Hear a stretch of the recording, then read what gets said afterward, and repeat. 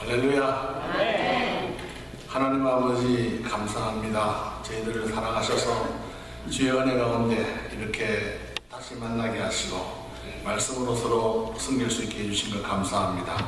부족한 종을 붙잡아 주시고 우리 가운데 주의 영이 가득하게 하여 주시옵소서. 주님이 함께 하심을 감사하옵고 예수님의 이름으로 기도하옵나이다. 아멘. 할렐루야. 제가 체리힐 장로교회를 이렇게 오게 된 것은 아마 17년쯤 전인 것 같습니다. 그때 목사님께서 여기서 사역을 하시고 처음으로 저한테 부흥회를 한번 인도할 것을 말씀하셔가지고 제가 여기 와서 한 주간 집회를 했습니다. 근데 하나님께서 참 저한테도 그렇고 교회도 은혜를 주셔가지고 굉장히 좋은 시간들을 보냈고요. 그러면서 제가 이 지역을 보면서 참 이 지역이 좋다 하는 생각이 들었고, 제가 이제 미국에서 한국으로 나가면서 우리 아이들을 어떻게 공부를 시킬까 생각하다가 여기 와서 공부를 시키게 됐습니다. 그래서 제가 한국에 가 있고 또 우리 집 사람은 여기서 근 6년 동안 혼자서 이렇게 아이들 키우시고 우리 교회에서 잘 컸습니다.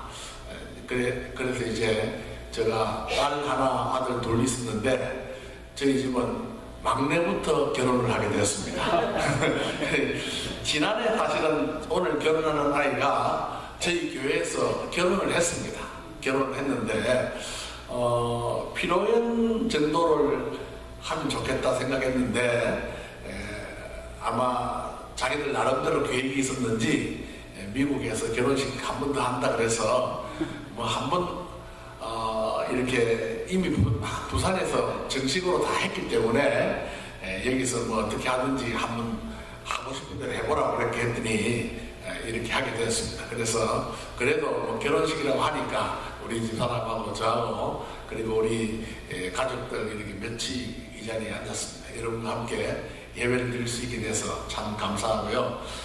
늘 생각이 듭니다만 우리 체리힐 장로교회가 그렇게 많은 숫자가 아니라도 찬양을 참 잘합니다. 오늘도 보니까 참 앞에서 듣는 사람의 기쁨이라 그럴까 잘 들을 수 있게 됐고 또 아이가 이 첼로를 하는 게 꽤 잘하는 것 같아요. 그래요. 우리 사모님이 보통 분이 아니신데 그거 맞춰 하는 거 보니까 아주 잘하시는 것 같습니다. 그래서 좋은 음악 감사드립니다.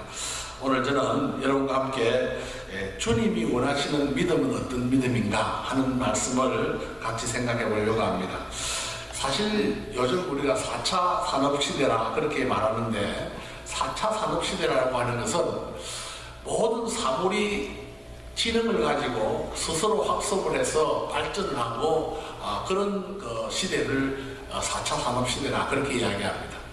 다시 말하면 자동차도 이제는 지능을 가지고 있다는 겁니다. 어디 가고 싶다 하는 것을 이렇게 넣어 놓으면 그 차가 자기가 원하는 대로 제일 좋은 길을 만들어서 가게 됩니다. 그걸 우리가 자동차가 가진 지능이라 그렇게 이야기하고 마이크도 그럴 수도 있습니다. 마이크에도 지능이 있으면은 사람마다 음색도 그리고 그 억양도 다르기 때문에 가장 잘 들릴 수 있는 모습으로 스스로 발전해서 그렇게 만들어가는 그런 시대. 앞으로 그러니까 여러분 우리가 살고 있는 시대가 어떻게 변할지 사실 아무도 모릅니다.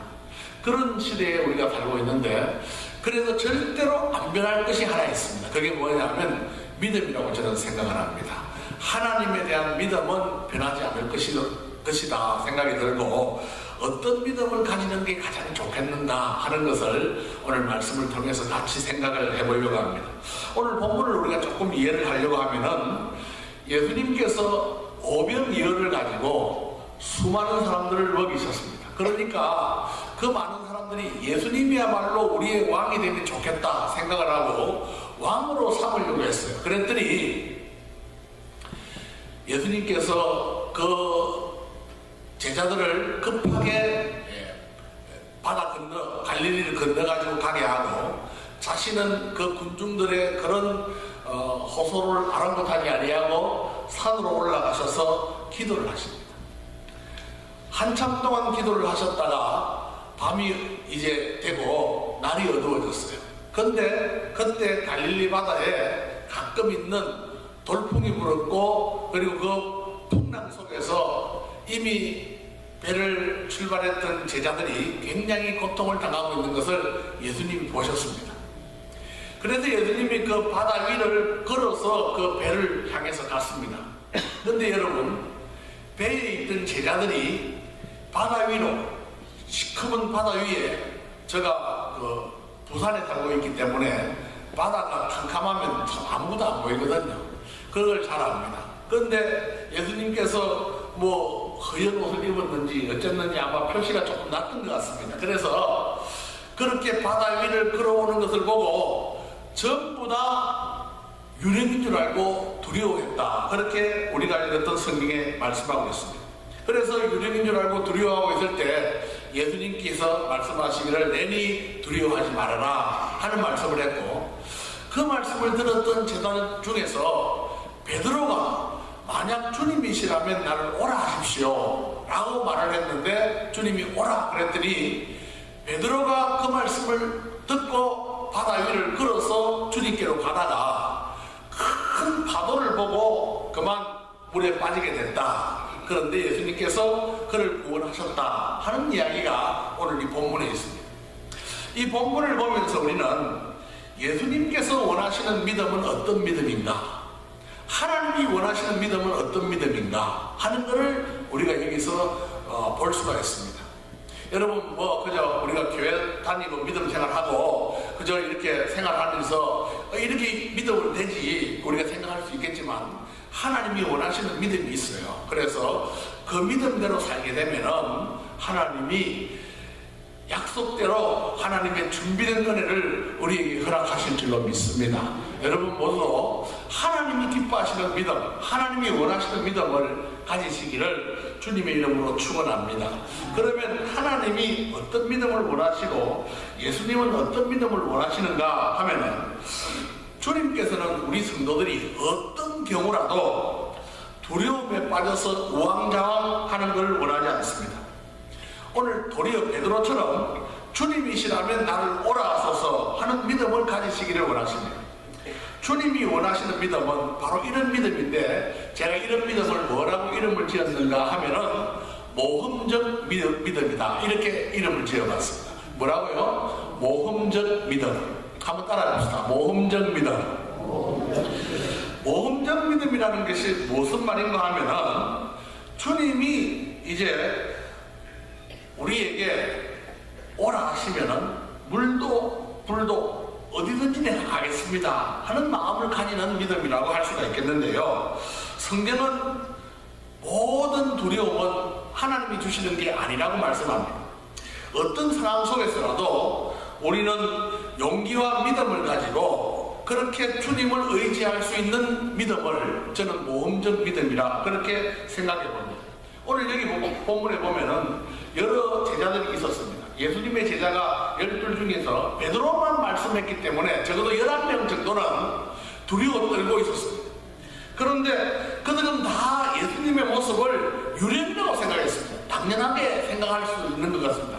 바다 위로 사람이 걸어온다는 생각은 할 수도 없었겠죠. 그런데 그 바다 위에 아주 뭐 그냥 뚜렷한 어떤 실체, 그냥 뭐 흰옷을 입었다고 생각해 보십시오. 여러분 가운 같은 거, 그런 걸 입고 말이죠, 예수님께서 오셨다고 하면 그들이 유령이라고 생각하는 것은 어쩌면 당연한 겁니다. 그런데 그런 가운데서 베드로는 주님이라고 하는 소리를 듣고 내니 두려워하지 말아라 하는 말씀을 하시는 주님의 음성을 듣고, 주님이라면 나를 한번 오라고 해보십시오 하고 도전하는 겁니다. 근데 그 주님이 오라 그러니까 베드로가 그 음성을 듣고 주님께 걸어갔다는 겁니다. 적어도 바다 위를 걸어갔다는 겁니다. 이런 모습을 저는 모험적 신앙이라 그렇게 생각을 해봅니다. 그 어떻게 생각해 보시면, 지금 바다에 떨어지면은 누구든지 물속에 깔아앉는 당연한 거 아니겠습니까? 캄캄한 밤에 깊이를 알 수 없는 바다 속에 빠지게 되면 죽는 거예요. 그런데 베드로는 그 죽음도 불사하고 주님이라면 내가 따라가겠습니다 하는 마음을 가지고 그렇게 주님의 말씀에 따라서 순종하고 나갔더니 바다 위를 걸었다는 겁니다. 저는 이런 믿음을 우리가 가져야 된다고 생각합니다. 오늘날 현대인들이 가질 수 있는 믿음이 아닌 거죠. 사실 어떻게 생각해 보면. 여러분, 그런데 성경은 우리한테 이런 믿음에 대한 이야기를 계속하고 있습니다. 여호수아서 9장에 보면은 가나안 전쟁을 하면서 이스라엘이 가나안을 이렇게 점령해 가는 과정을 말씀하고 있어요. 그런데 하나님께서 그 이스라엘에게 가나안에 들어가게 되면은 가나안에 있는 그 어떤 족속하고도 친교를 맺거나 화친을 맺어서는 안 된다. 그들을 다 내쫓아야 된다. 그렇게 이야기했어요. 그런데 그 가나안 족속 가운데 기브온이라고 하는 족속이 가만히 보니까 이스라엘이 이게 보통 나라가 아니거든요. 이걸 자칫하면 자기들이 큰일 나겠거든요. 홍해도 건넜다 그러죠. 요단강도 그냥 바다를 말해서 가르고 건넜다 그러죠. 그리고 뭐 기적 같은 역사들이 그들을 통해서 나타나는 것을 많이 들었단 말이죠. 그래서 이 기브온 사람들이 흐름한 옷을 입고 그리고 오래된 떡을 준비를 해가지고 이 이스라엘에게 찾아왔어요. 그래서 우리는 저 멀리서 여기 찾아왔다. 우리가 출발할 때는 옷을 깨끗한 옷을 입었는데 지금 이렇게 옷이 다 낡아가지고 떨어졌을 정도로 우리가 멀리서 왔다. 우리가 출발할 때는 어떠한 이 떡을 가지고 왔는데 지금은 이게 곰팡이가 썰어가지고 먹지도 못할 만큼 그렇게 오래된 그런 떡이 있는 걸 볼 때 우리는 저 멀리 왔으니까 우리하고 화친을 맺자 이렇게 이야기합니다. 그래서 이스라엘이 여호수아가 하나님께 물어보지도 않고 그냥 화친을 맺었어요. 그런데 이렇게 기브온 사람들이 이스라엘과 화친을 맺었다는 소식을 알고서 그 가나안 7족속의 임금이었던 예루살렘 왕 아도니세덱이라고 하는 사람이 그 사람들을 다 연합군을 만들어가지고 이 기브온을 쳤습니다. 그러니까 기브온이 이제 자기들이 그냥 침략을 당해서 죽게 되니까 이스라엘에게 우리를 좀 도와달라고 요청을 합니다. 그 소리를 들었던 여호수아가 비록 이들이 속이고 자기들과 화친했지만 그래도 화친했기 때문에 그들을 도와주기 위해서 갑니다. 그런데 갈 때 말이죠. 뭐라고 하면서 가는가 하면 빨리 가야 되지 않습니까? 그런데 그 빨리 가야 되는 그런 위기에 이 여호수아가 뭐라고 하나님 앞에 말씀을 드리고 있는가 하면은 여호수아서 10장 12절에 이렇게 말합니다. 태양아 너는 기브온 위에 머무르라. 달아 너도 아얄론 골짜기에 거리하라. 그랬어요. 이 말은 무슨 말입니까? 태양이 스탑해 있으라는 거예요. 달이 그 자리에 스탑해 있으라는 거예요. 이 말은 곧 다시 말하면 뭐가 멈춰져라는 이야기입니까? 시간이 스탑해 있으라. 시간을 멈춰라. 이런 믿음이 있겠습니까? 여러분들은 다 신앙이 좋으니까 믿음이 좋으니까 뭐 우리도 그럴 수 있겠다 생각하실지 모르겠지만 아무리 봐도 저는 이런 믿음을 어떻게 사람이 가질 수 있을까 생각이 들어요. 태양이 물론 그때는 뭐 우리가 그 지구가 뭐 자전 공전 통해서 태양 주변을 돈다는 사실을 우리가 몰랐겠죠. 그러니까 그 당시에 태양이 그냥 동에서 떠서 서러진다는 걸 알고 태양을 서라 그랬어요. 그리고 달도 그 자리에 서 있으라 그랬어요. 그랬더니 진짜 달도 태양도 그 자리에 섰다는 겁니다. 저는 뭐 창조과학회 과학자가 아니라서 잘 모르겠습니다만 자관 이것도 이렇게 그 지구의 신비 가운데 하나라 그렇게 이야기합니다. 모든 지구의 그 움직임이 과학적으로 다 풀 수가 있는데 하루 정도의 시간이 도대체 안 맞는데요. 그런데 창조과학회 사람들만 그 답을 말한답니다. 성경에 보면은 태양을 멈추었다, 달을 멈추었다 하는 시간이 있다. 그 시간이 빠졌다. 그렇게 말하면 딱 맞게요. 그래서 뭐 지금 내용 잘 모르니까 설명 자세히 못하겠습니다만 좌우간 태양도 달도 섰다는 거예요. 여러분 태양도 달도 세울 수 있는 믿음이 이들에게 있었고, 저는 다윗이 말이죠, 골리앗 앞에 나간 것도 똑같은 믿음이라고 생각합니다. 다윗이 그 골리앗이 거대한 창과 칼을 들고, 그리고 그 골리앗은 전쟁의 용사고, 그리고 전쟁에 능한 사람이고, 다윗은 그에 비해서 어린 소년에 불과했고, 그 형제들이 넌 안 된다고 말할 만큼 그렇게 약해 보였던 소년이었고, 그리고 그 손에는 물맷돌 5개, 겨우 돌멩이 5개 정도를 쥐고서 그는 그 골리앗 앞에 뭐라고 말하고 있는가 하면, 너는 칼과 창으로 내게 나오지만은 나는 만군의 여호와 이름으로 내게 나간다. 하나님의 이름으로 내게 나간다. 그러면서 다윗이 골리앗 앞에 나갑니다. 여러분, 다윗이 골리앗 앞에 나가는 것이나 베드로가 물 위로 걸었던 것이나 여호수아가 태양을 보고 달을 보고 태양아 서라 달아 서라 하고 말했던 것이나 똑같은 믿음의 모습인데, 그걸 저는 모험적 믿음이라고 생각합니다. 오늘 하나님께서 우리한테 요구하는 믿음이 어떤 믿음이냐, 그저 여러분 생각해 보십시오. 뭐 우리가 일상생활 속에서 모든 게 착착착착 들어맞는 삶을 살고 있습니다. 오늘도 그렇고 내일도 그렇게 살 거고 모레도 그렇게 살 겁니다. 그런데 거기에 맞춰가지고 거기에 맞는 믿음을 가진다고 한다면 그건 믿음이라고 할 수가 없어요. 실제로 이렇게 생각해 보면. 그래서 저는 그런 믿음을 뭐라고 말하느냐 하면 상황적 믿음이다. 상황에 따라서 이럴 수도 있고 저럴 수도 있고. 하나님이 원하는 믿음은 상황적 믿음이 아니고 모험적 믿음을 원하신다는 거예요. 모험적 믿음. 바보같이 물 위에 뛰어들고 바보같이 골리앗 앞에 돌멩이 5개 들고 서고 바보같이 태양을 향해서 태양아 서라 달아 서라 라고 말할 수 있는 믿음을 우리는 가져야 된다는 겁니다. 주님이 원하시는 믿음은 그런 믿음. 이런 상황이니까 이렇게 믿고 저런 상황이니까 저렇게 믿고, 이런 모습은 하나님으로부터 어떤 은혜도 기대할 수가 없다고 저는 생각을 합니다. 주님은 겨자씨만한 믿음이 있어도 이 산을 들어서 저 바다를 메울 거라고 말했어요. 여러분, 우리들에게도 이런 믿음의 모습이 있기를 주님의 이름으로 축원합니다. 우리가 이 땅에 살면서 정말 예수를 믿는다고 하는데 그 예수를 믿는 것이 내 머리로 이해하고 받아들이는 정도의 믿음이 아니고, 모든 하나님의 능력을 가지고 그 어떤 상황 속에서라도 하나님의 은혜가 임할 수 있다는 그런 믿음을 가질 수 있는 저희들이 되어야 될 줄로 믿습니다. 그것이 기적을 볼 수 있는 믿음이라고 저는 생각을 합니다. 오늘날 왜 우리의 삶에는 성경에는 그렇게 기적이 많이 일어나는데 왜 우리에게는 그런 기적이 잘 없을까?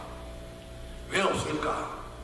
우리가 너무 적당히 예수를 믿어서 그런 건 아닌가? 우리 자신을 한번 돌아봐야 됩니다. 우리들도 모험적인 믿음을 가진다면 하나님은 오늘도 여전히 역사하실 줄로 믿습니다. 자, 그런데 여러분, 이렇게 베드로가 주님을 향해서 오라 하는 말씀을 듣고 베드로가 바다 위를 뛰어내렸습니다. 그랬더니 베드로가 바다 위를 걸었습니다. 얼마 동안인지 모르지만 걸었습니다. 그런데 오늘 본문에 보니까 베드로가 바다 위를 걸어서 예수님께로 가는 그때에 큰 바람을 보았다 그랬는데, 바람이 사실 보이는 건 아니니까 큰 파도를 본 것 같아요. 큰 파도를 보고서는 그만 빠졌습니다. 물에서 그냥 걷다가 그냥 빠져가는, 바람을 보고 무서워 빠져가는지라. 그래서 됐어요.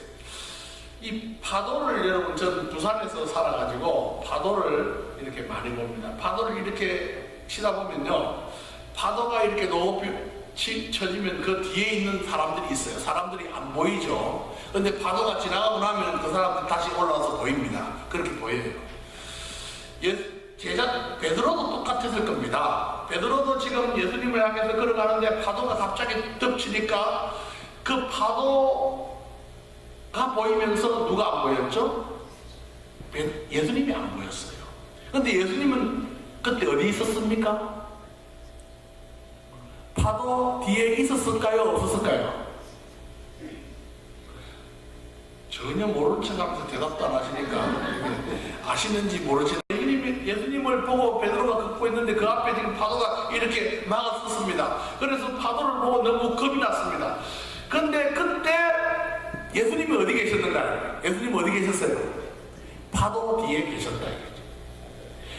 만약에 베드로가 그때 파도를 보지 말고 비록 파도가 그 앞에 다 보였고 예수님을 가리고 그 파도가 예수님을 보는 것을 방해를 하고 그렇게 했다 하더라도 저 파도 뒤에는 예수님이 계신다. 저 파도 뒤에는 주님이 계신다.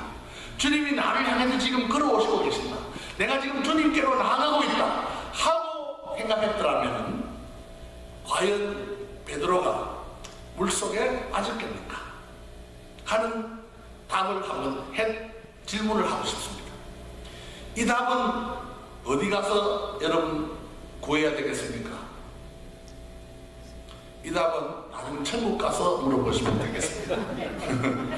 답은 그렇습니다. 베드로가 근데 여러분 저도 살아가면서 보니까 세상에 파도가 팍 치면은 그 파도 너머에 주님이 잘 안 보여요. 파도만 보여요. 파도만 보여요. 그래서 그 파도 때문에 내가 금방 물에 빠질 것 같고 그것 때문에 죽을 것 같고 그것 때문에 그냥 무슨 일 당할 것 같고 그런 생각이 들 때가 많습니다. 그런데 믿음이 바로 거기에서 필요한 겁니다. 믿음이.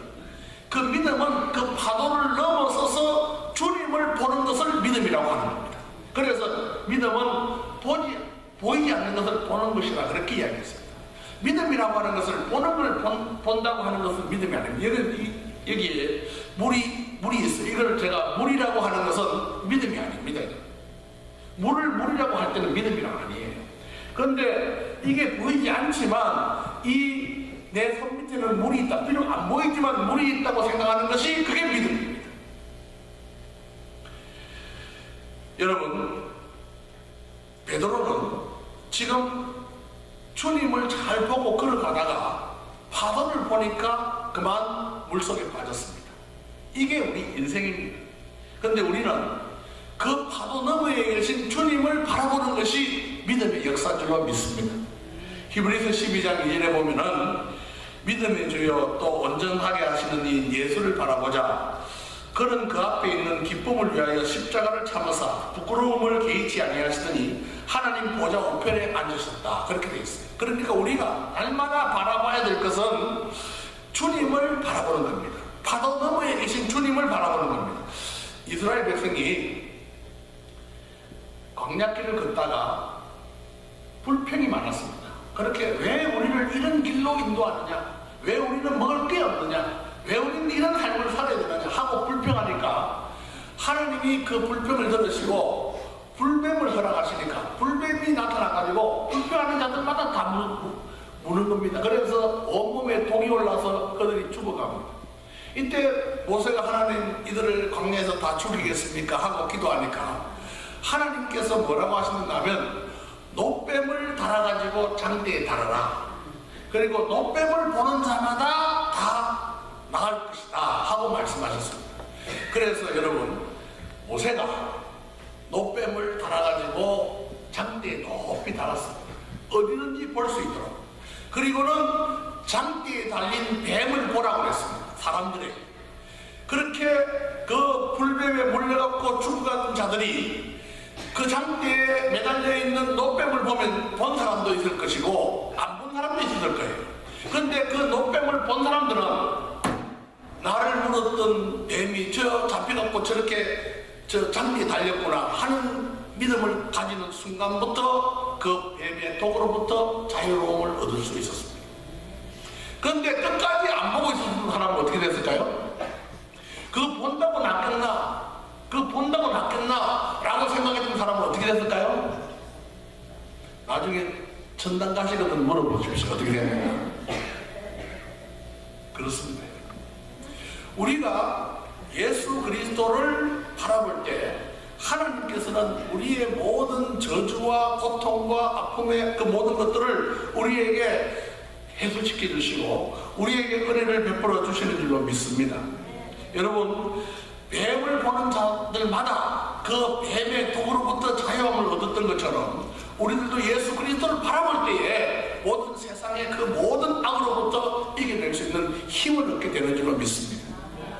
그러므로 우리는 어떤 경우라도 늘 주님을 바라보는 믿음을 가져야 됩니다. 예, 여러분, 우리 앞에는 항상 우리의 시야를 가로막는 세상의 파도가 있습니다. 누구에게든지 다 있습니다. 늘 우리가 주님께로 걸어간다고 하면 그 앞을 가로막는 파도가 있어요. 세상의 파도가 있어요.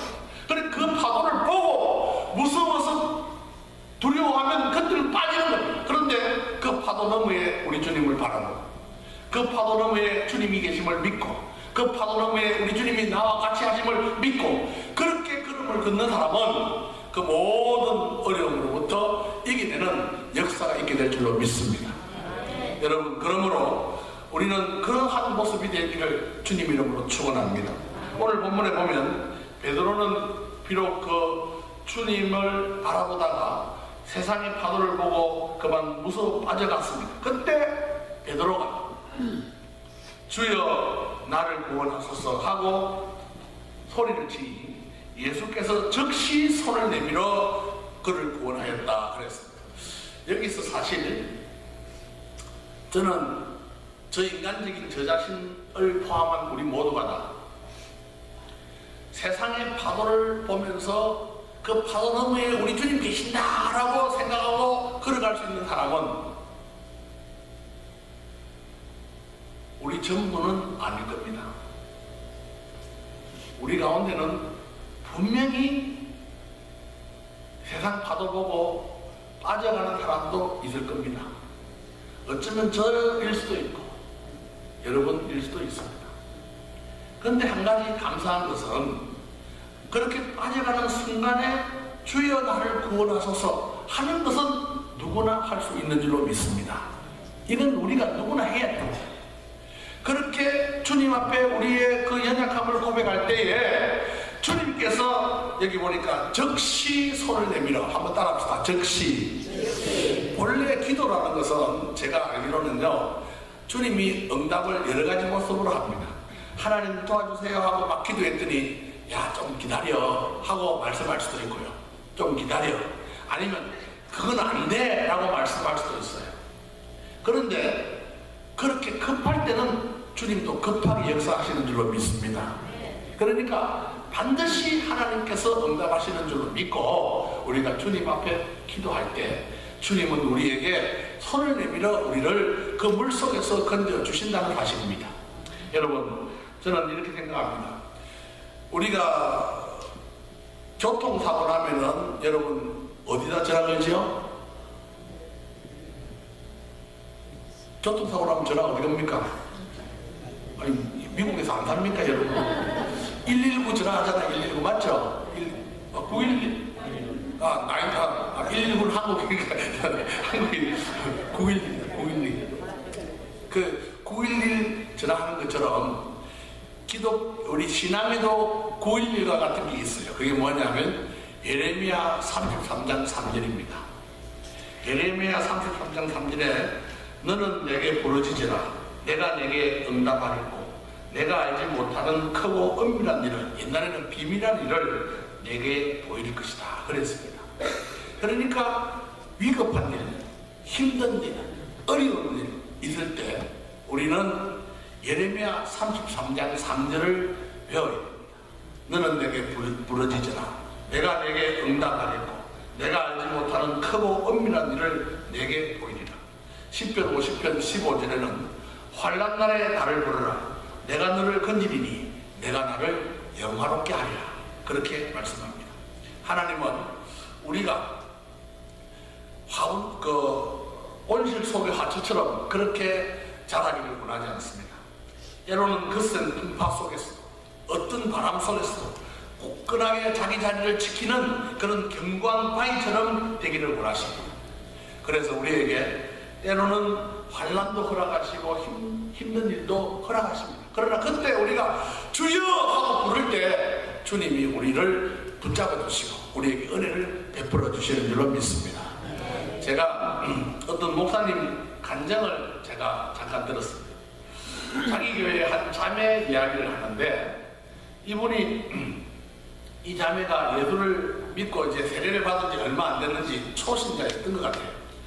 그래서 이제 성찬을 하는데, 성찬 예식을 하는데 장로님들이 이렇게 떡을 나누는데, 자기 앞에 어떤 사람이 이 떡을 짚고 먹으려고 그러다가 다시 놓고는 다른 떡을 잡더랍니다.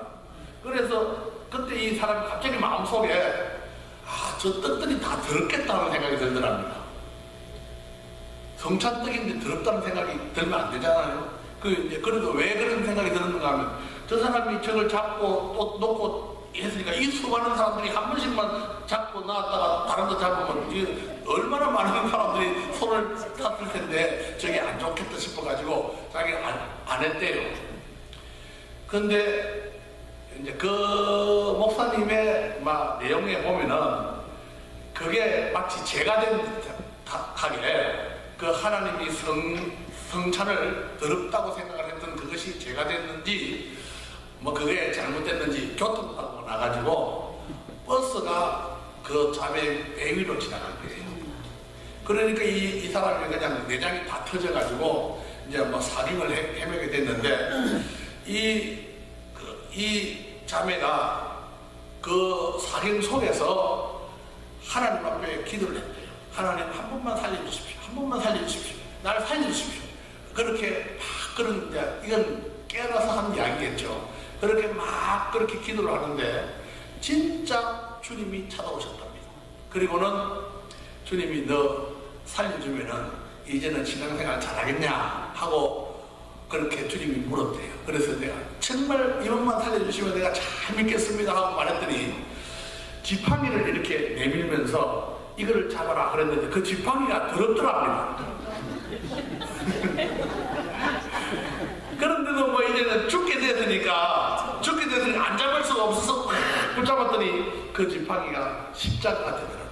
꿈속에서 그렇게 이제 꿈에서 그렇게 십자가가 되고, 그 과정에 의사가 이 사람을 수술하고 해가지고 이제 사람이 깨어났어요. 나왔어요. 그래 의사가 자매님 결혼도 못했는데 참 안 됐습니다만은 그래도 생명을 살렸으니 감사하다. 당신은 이제 아이를 낳을 수가 없겠다. 그렇게 이제 진단을 받고 겨우 목숨만 구했어요. 그래도 너무 고맙고 감사해서 은혜를 받아가지고 그가 이제 퇴원하자마자 금식 기도원에 가서 오래 하나님 앞에 기도하고 진짜 그때부터 신앙생활을 제대로 한 사람이 됐어요.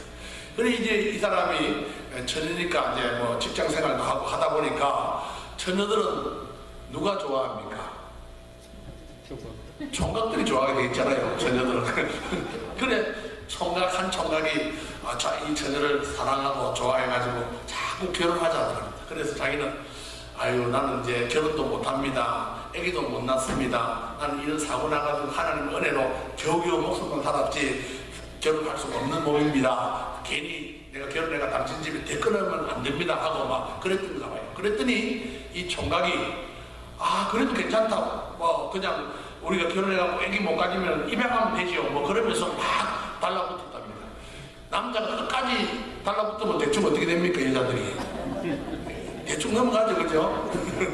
그래서 결혼을 했어요. 결혼을 했는데 의사가 당신은 절대로 아기를 낳을 수 없습니다 하고 진단을 받았는데 하나님이 그 가정에 자녀를 주셨고, 그래서 행복하게 예배를 드리고 있고, 그 간증이 이렇게 보니까 그 목사님이 지금 제가 드리는 예배에 그분이 아마 앉아 있을 겁니다 하고 그렇게 말을 했더라고요. 그렇게 할 만큼 온 교회에 큰 은혜가 된 것으로 그렇게 기록되어 있는 것을 봤습니다. 여러분, 그렇습니다. 우리가 아무리 어려워도 주님을 부를 때 주님께서는 우리의 삶에 더 큰 은혜를 주실 줄로 믿습니다. 그렇게 해서 오늘 본문에 보니까 어떤 역사가 있게 됐는가 하면은 주님이 그 물에 빠져가는 그 베드로를 건져가지고 함께 배 위로 가셨어요. 그랬더니 그 두려워하던 다른 제자들, 무서워하던 사람들이 그 앞에 엎드려가지고 주님, 당신은 하나님의 아들입니다 하고 고백합니다. 그게 하나님께 영광이 되는 것이죠. 여러분 생각해 보세요. 비록 베드로는 물속에 빠졌지만은 주님 옆에 서 있는 바람에 사람들이 다 그 앞에 전하는 것도 아마 그도 영광을 받았을 것 같은 생각이 듭니다. 여러분 그렇습니다. 오늘 여기서 우리가 기억해야 될 것은 우리가 비록 믿음의 모험을 하다가 때때로 우리 삶에 그것이 어떤 어려움을 또 힘든 일들을 주어지는 것 같다 할지라도 그때 주님의 이름을 부르면 하나님의 역사가 일어나서 도리어 그것을 통해서 하나님께 영광이 되어질 때가 많다는 것입니다. 그러므로 여러분, 우리는 실패를 두려워하지 말고 주님을 믿는 모험적 신앙을 가질 수 있는 저희들이 되기를 주님의 이름으로 축원합니다. 로마서 8장 28절에 보면 우리가 알거니와 하나님을 사랑하는 자 곧 그 뜻대로 부르심을 입은 자들에게는 모든 것이 합력하여 뭐를 이룬다 그랬죠? 선을 이룬다 그랬어요. 선을 가장 좋은 길로 역사하신다는 겁니다. 그러므로 여러분, 이제 우리 모두가 다 그런 믿음의 사람이 되시기를 주님의 이름으로 축원합니다. 저는 이렇게 생각합니다. 여러분들이 하나님을 위해서 무슨 일을 하겠습니까? 우리가 하나님께 드릴 수 있는 최고의 선물이 무엇이겠습니까? 저는 우리가 하나님께 드릴 수 있는 최고의 선물은 믿음이라고 생각합니다. 우리가 하나님을 믿는 믿음이야말로 우리가 하나님께 드릴 수 있는 최고의 선물인데, 그 믿음을 어떤 믿음으로 가져야 되느냐 하면은 바로 이런 모험적 믿음. 그저 내가 상황적으로 뭐 그냥 내 현실적으로 그런 믿음이 아닌 모험적 믿음을 가진 무리를 걷기도 하고, 때로는 태양을 향해서 서라고 이야기하기도 하고, 그리고 골리앗 앞에 담대히 서기도 하는 그런 믿음을 가지고 우리가 걸음을 걸을 때 하나님은 우리 삶에 때때로 역사하시고 은혜를 베풀어 주실 줄로 믿습니다. 우리가 그런 믿음을 갖다가 때로 어쩌다가 실수할 수도 있을 것이고 실패도 할 수도 있습니다. 그러나 그때도 두려워하지 말고 주님의 이름을 부르면 즉시 주님은 우리에게 은혜를 베풀어 주실 것입니다. 그런 믿음을 가지시고 여러분 모두가 다 모험적 믿음을 가지고 모험적 역사를 이루는 그런 아름다운 은혜가 있기를 주님의 이름으로 축원합니다. 축원합니다. 기도하겠습니다.